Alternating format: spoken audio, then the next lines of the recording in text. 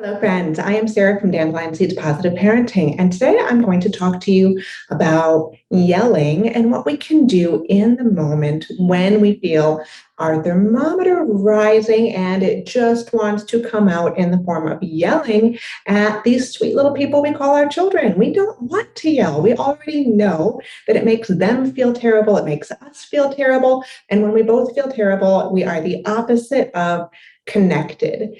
But that being said, sometimes we're mad, and our anger wants to come out verbally and sometimes loudly. Well, here is one tip you can try when it's coming, whether you like it or not, and you don't have the ability because your brain has essentially shut off the prefrontal cortex, where you are able to rationalize and tell yourself what you want to do instead. When you're already about to yell or starting to yell, what can you do? Here is something that's going to sound silly. You with me? Okay, I'm a big fan of silly, but trust me, this works. What if you change your yell into singing? Singing? Yes, singing.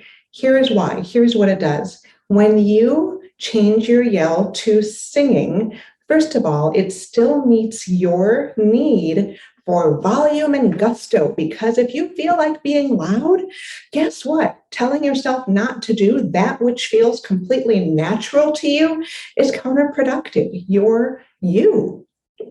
But when you sing, you still get to have the volume, you still get to have the emphasis, you still get to have that passion in your voice. But singing, by definition, helps calm the vagus nerve, a little brain science or polyvagal theory for you. Singing helps calm the vagus nerve. Well, what does the vagus nerve do? It actually does a lot of things, but one of the things it does particularly well is it helps calm you down. So when you're singing, la la la la la la la la la, it helps relax your whole body. Also, when you are singing, you are inherently not having shallow breaths. When you breathe shallowly, you are more stressed. You're in fight or flight mode. When you are singing, you bring the breath to the belly. And when you bring the breath to the belly, that also is naturally calming. So when you sing, you are doing all sorts of things that help tell your body that it's safe, it's cozy and warm in here. And you know what? Perhaps I can find a sense of calm and peace even amidst whatever is making me mad out there. Now, here's one other kind of obvious, but still super wonderful benefit to singing.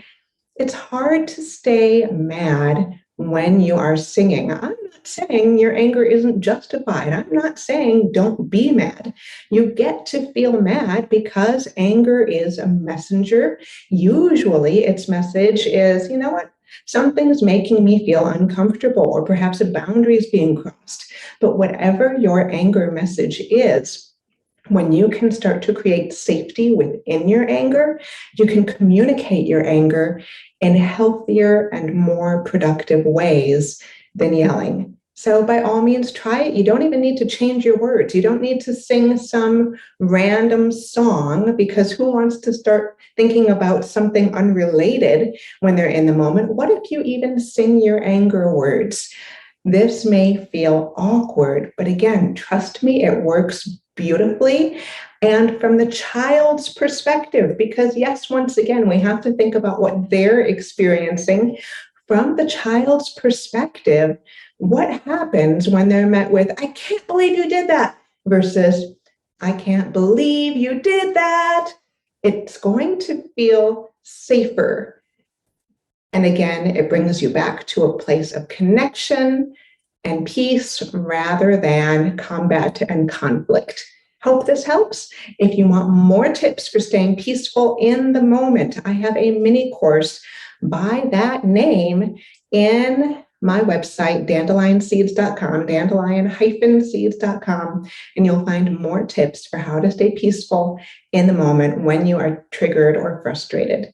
I'll see you again soon. Thanks for being here.